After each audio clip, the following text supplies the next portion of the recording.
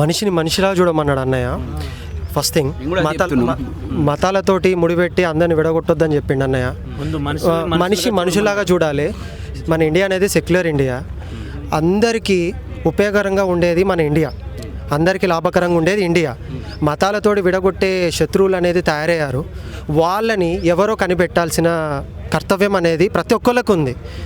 ఎవరికైనా అన్యాయం జరిగితే పట్టించుకోరు. ఫస్ట్ థింగ్, ఎవరికేమైనా పట్టించుకోరు. బ్లాక్ కరెన్సీ అయినా కానీ కొన్ని 10 years బ్యాక్ కూడా బ్లాక్ కరెన్సీ అని చెప్పేసి మనల్ని ఎంతగానో ఇబ్బంది పెట్టారు. మనకి ఎవరికైనా కానీ యూజ్ అయిందా? కాలేదు. డిమానిటైజేషన్ అని అన్నారు.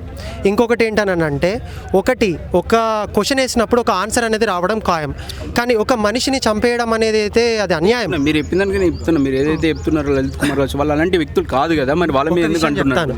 ఒక విషయం చెప్తున్నాను, ఎవరు ఏం చేశారో ప్రత్యేకంగా మాకు తెలియదు, కానీ వాళ్ళతోటి డిబేట్లో చాలాసార్లు మాట్లాడతారు. మామూలుగా వాళ్ళ ధర్మం కోసం వాళ్ళు మాట్లాడుతూ ఉంటారు. ఒకటి ప్రజల్ని రెచ్చగొట్టే వాళ్ళు ఎవరైనా కానీ మంచి వాళ్ళు కాదు, మంచోళ్ళు కాదు. ఎవరైనా హిందూ కానీ ముస్లిం కూడా రెచ్చగొడుతుంది ఎవరు ఒకటి ఫస్ట్ థింగ్ ఏంటంటే అన్న, మనందరం మనుషులం అన్న. ఫస్ట్ థింగ్ మనుషులం, ఒక్కడే దేవుడు, సబ్కా మాలిక్ ఏకే అనేసి అని అన్నారు. ఓకే ఉన్నది. ఏందనంటే రెచ్చగొట్టే మనుషులు రావడం వల్ల ఒకళ్ళు ఒక్కొక్క ధర్మాన్ని ఎత్తి చూపించడం జరుగుతుంది. ఫస్ట్ ఎవరు వచ్చారు, ఎవరేం చేశారు అది తెలుసుకోండి, మీకు అర్థమవుతుంది. ఫస్ట్ నేను చెప్పాలనుకున్నది అది. ఒకటి, భారతదేశం అభివృద్ధి పొందడానికి క్రైస్తవులు ఏం చేశారు, కారకులయ్యారు ప్రతి విషయంలో.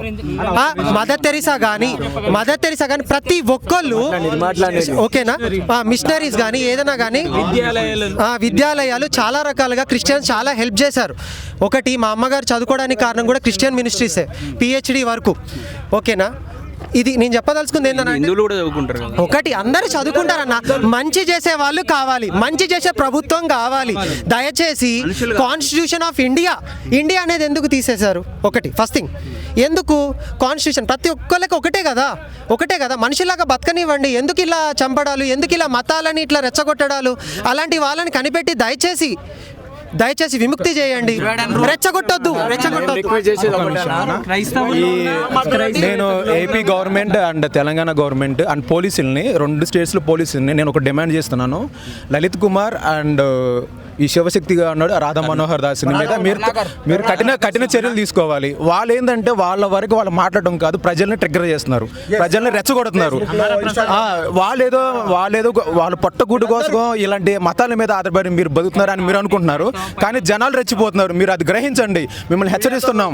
మీ వల్ల ప్రజలు రెచ్చిపోతున్నారు.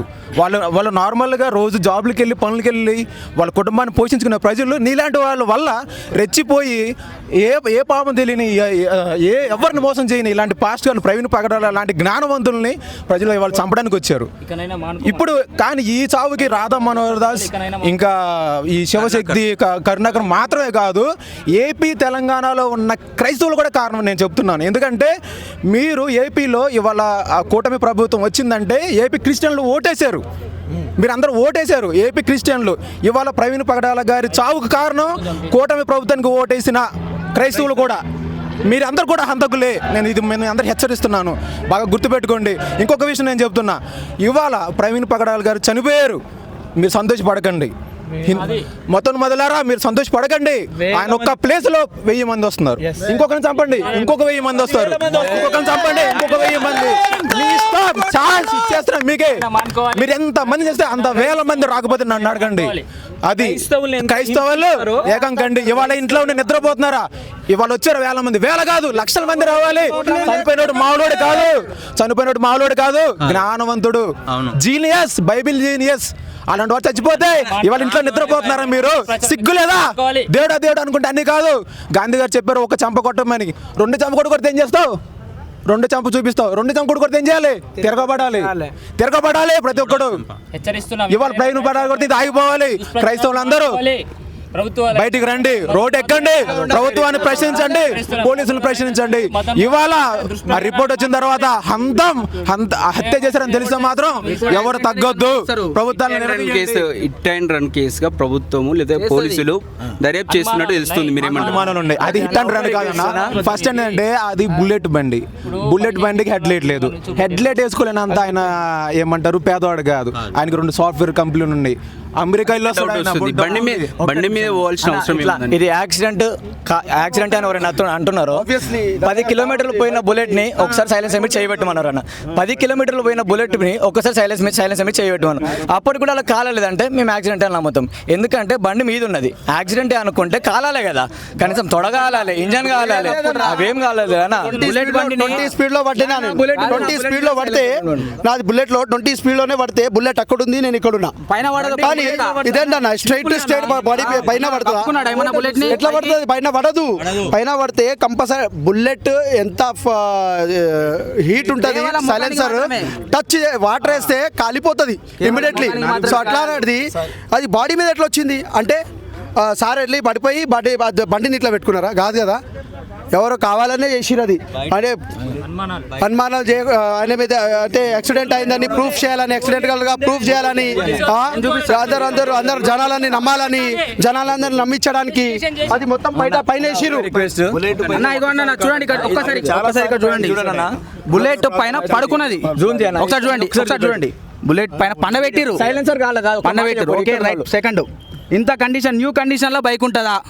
సెకండ్ హెడ్ లైట్ వలగొట్టిరు. దానికంటే ముందే toll gate Kovvur already light వలగొట్టిరు. తప్పించుకొని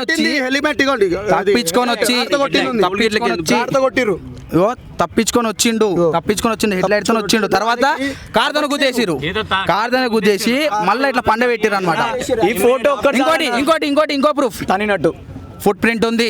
చెస్ట్ పైన ఫుట్ ప్రింట్ ఉంది. చాలా ఉండే కానీ వాటిని ఏం చేస్తారంటే గుడిపేస్తారు. అది కూడా మాట్లాడుకోవచ్చు. దేవుడిని ఎవరు హాడ్ చేయలేరు. మమ్మల్ని వీడియో మీరు హాడ్ చేయొచ్చు, కానీ మీరు వీడియో అన్ని తీసి అవన్నీ ఎడిట్ చేయొచ్చు. కానీ అక్కడ దేవుడు రాసుకుంటుండు, ఆయన రాసుకుంటున్నారు. ప్రతి ఒక్కరిది ఎవరెవరు హ్యాడ్ చేస్తారు వాళ్ళని ఆయన హ్యాడ్ చేస్తారు. అన్న ఒక్క నిమిషం. పైన ఉంది న్యాయం. క్రైస్తవ సమాజానికి నేను చెప్పాల్సుకుంది ఒకటే, ఇప్పటికైనా మారండి. ఇంకా అలా శాంతియుతంగా ఉంటాం. దేవుడు చెప్పాడు, సరే పగ తీర్చడం ఈ పని కాదు, నా గురుత మీదకి వదిలేనని చెప్పిండు. కరెక్టే. నేనేమంటున్నానంటే ఇది ఇలానే కొనసాగితే తెలుగు రాష్ట్రాలు మరో మణిపూర్ కాబోతుంది. తెలుగు రాష్ట్రాలలో క్రైస్తవత్వం పోతుంది. కాబట్టి అందరూ కళ్ళు తెరవండి, కొంచెం తరలి రండి, న్యాయం కోసం పోరాడదాం. ప్రవీణ్ అన్న కోసం ఒక్క నిమిషం అన్న.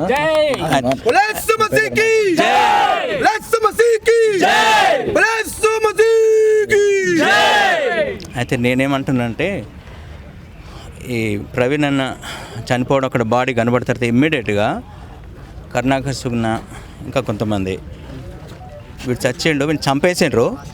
నెక్స్ట్ అజయ్ గౌడ్ అని అన్నారు. తర్వాత ఈ వీడోడు అమర్ ప్రసాద్ ఆయన ఏమన్నాడంటే తాగి వాడిని పోస్ట్మార్టం రిపోర్ట్ వస్తుంది, తాగి వెళ్తుండు, పచ్చి తాగుబోతూ అంటాడు. పోస్ట్మార్టం రిపోర్ట్లో డ్రంక్ అండ్ డ్రైవ్ అని వస్తుంది రిపోర్టు అన్నాడు. దీని అర్థం ఏంటి? ఎవరు వాడికి తాగిపిచ్చిండు, వాడు తాగించిండు, ఈయన తాగడు. ఎందుకంటే ఈయన ఒక సేవకుడు, ఈయన ఒక నైతిక విలువలు బోధించేటువంటి దైవజనుడు, మారల్ వాల్యూస్. ఎంతోమంది యూత్ను ఏం చేస్తాడు? చైతన్యపరుస్తాడు, అవేర్నెస్ చేస్తాడు. నాట్ ఓన్లీ క్రిస్టియన్ యూత్, అందరినీ ప్రేమిస్తాడు. దేవుడు ప్రేమిస్తాడు, దేవుని సేవకుడు, దేవుని ప్రతి క్రైస్తవుడు ప్రేమిస్తాడు. మనిషిగా ఉండాలి, మనిషిని ప్రేమించాలని దేవుడు చెప్తాడు. నా బోధ అదే అని ప్రవీణ్ ప్రగడాల్ గారు చెప్పినారు. కాబట్టి అలాంటి వ్యక్తి తాగితే వాడంటే కొడతాడు, గద్దిస్తాడు ఎవరైనా, యవనస్తులు కానీ పెద్దలు కానీ. అలాంటి సేవకుడు ఆయన, నీతి గల పనిచేసే సేవకుడు. అలాంటి ఆయన అలాగ అన్నారంటే ఇది సుమోటోగా తీసుకుని వాళ్ళని అరెస్ట్ చేయొచ్చు. ఇది హత్య అని సుమోటోగా తీసుకుని అరెస్ట్ చేసి ఎవరైతే ఈ మతోన్మాదులు అలాంటి కామెంట్స్ పెట్టారో, ఎవరైతే వాళ్ళు అన్నారో వాళ్ళను సుమోటోగా తీసుకుని అరెస్ట్ చేసి ఇది బయటకు ఇమ్మీడియట్గా వచ్చేసి హత్య అని చెప్పి తెలిసిపోతుంది. గవర్నమెంట్ ఏం చేస్తుంది, పోలీస్ వ్యవస్థ ఏం చేస్తుంది, న్యాయ వ్యవస్థ ఏం చేస్తుంది అని నేను ప్రశ్నిస్తున్నా. క్రైస్తవులుగా, తెలుగు క్రైస్తవులుగా, తెలంగాణ మాది, జగిత్యాల వచ్చినాం. తెలంగాణ, ఆంధ్ర క్రైస్తవులు ఊరుకోరు. కాబట్టి న్యాయం జరిగించండి అంతే. పైన దేవుడు చూస్తున్నాడు, ఆయన న్యాయకర్త. మనకు చట్టాలు ఉన్నాయి, రాజ్యాంగం ఉంది. చట్టాన్ని చేతుల్లోకి తీసుకోవచ్చా? ఇలాగ తీసుకుంటూ పోతే దేశం ఏమి పోతుంది అని ప్రతి క్రైస్తవుడు ఈరోజు ప్రశ్నిస్తున్నాడు గవర్నమెంట్ని, పోలీస్ వ్యవస్థని. పోలీస్ చట్టాన్ని కాపాడే నాయకులారా, అధికారులారా, పెద్ద పెద్ద చదువులు చదివినారు మీరు. దయచేసి గమనించండి. దయచేసి ఇలాంటి కష్టజీవుల్ని, ఇలాగా సమాజానికి సేవ చేస్తున్నటువంటి సేవకులను, బిడ్డల్ని కాపాడండి. ఇది మన దేశానికి అభివృద్ధి. ఎందుకంటే మిషనరీస్ మన దేశానికి ఎంతో కష్టపడ్డారు. నిస్వార్థంగా తన సొంతం కొరకు కాదు, ప్రాణాలు అర్పించి ధనాన్ని పెట్టి చేసారు, మతం కొరకు కాదు. దయచేసి మీకు దండం పెట్టి చెప్తున్నా, ప్రభుత్వ అధికారులారా, పోలీస్ వ్యవస్థలారా, న్యాయ వ్యవస్థకు చెప్తున్నా, ధనాపేక్ష కొరకు కాదు, ధనాన్ని ఉన్న ఆస్తులు అమ్ముకొని సేవ చేస్తున్నటువంటి సేవకులం మేము. కాబట్టి తప్పకుండా మీరు సహాయం చేయండి, న్యాయం చేయండి.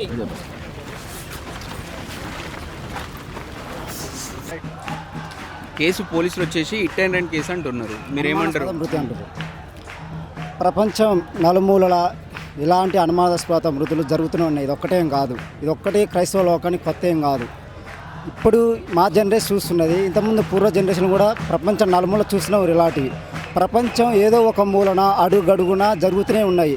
సత్యంకై నిలిచి సత్యాన్ని ప్రకటించిన ప్రతి ఒక్కరి మీద జరుగుతున్న దాడులే ఇవి. దీన్ని ఎలా చూస్తారు? ఈ ఇన్సిడెంట్స్ మీరు ఎలా చూస్తారు? అంటే హిట్ అండ్ రన్ అని చూస్తారా, లేకపోతే కావాలని చేసిరంట? ఒక్కటే అండి, ఇది జరగబోయే రోజులలో తీవ్రవాదంగా మతోన్మాదులు వారి నాయకులు ఉపయోగించుకొని ప్రజల్ని పురులు కొలిపి వారి స్వార్థ ప్రయోజనాల కొరకు యూజ్ చేసుకుంటారు తప్ప వారికి ఏం కాలేదు. ఇప్పుడు విమర్శిస్తున్న వారే, ఇప్పుడు ఎవరెవరైతే విమర్శిస్తున్నారో మతోన్మాదులు, ఆ మతోన్మాదుల్నే చంపి క్రైస్తవులు చంపారనే తీవ్రమైన విమర్శలు అతి త్వరలో రాబోతున్నాయి. ఎందుకంటే నాయకుల స్వార్థ ప్రయోజనాలు ఇప్పుడు విమర్శిస్తున్న వారు కూడా తెలియదు. ఎవరెవరైతే పొద్దున్నే లేచి క్రైస్తవులు, గొర్రెలు అది వీరు మాట్లాడుతున్నారో ఒక 10 మంది దాకా ఉన్నారు. రేపటి దినాన వారినే చంపుతారు. వీళ్ళే, ఈ మతోన్మాదులే చంపి క్రైస్తవులే చంపిరని పెద్ద పుకారు సృష్టించబోతారు. ఈ రోజులలో అందరినీ యూజ్ చేసుకుంటారు. ఒకటే రాజకీయంగా అతి అందలం ఎక్కుతానికి సామాన్య ప్రజల్ని యూజ్ చేసుకుంటారు. వారకు తెలవట్లేదు, ఇప్పుడు కళ్ళు నెత్తికి ఎక్కి కొట్టుకుంటారు తప్ప మాది మిగతా ఏం కాదు.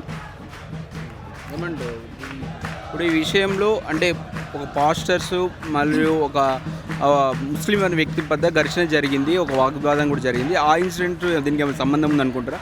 ఇప్పుడు రంజాన్ పవిత్ర మాసం అండి, మేము వారిని కూడా ఏం విమర్శిస్తానికి కూడా ఎవరిని విమర్శిస్తానికి అవకాశం లేవండి. ఇలా అనుమాన స్మృతి అని మేము కూడా దాని కూడా ఎలాంటి ఆధారం దొరకలేవు. ఇంకా మేము దేవుని మీద భారం వేసి నిరీక్షణతో ఉన్నాం, వారి కుటుంబం కూడా నిరీక్షణతో ఉన్నారు. ఎవరిని మేము నిందించట్లేవు, ఎవరిని శిక్షించట్లేవు.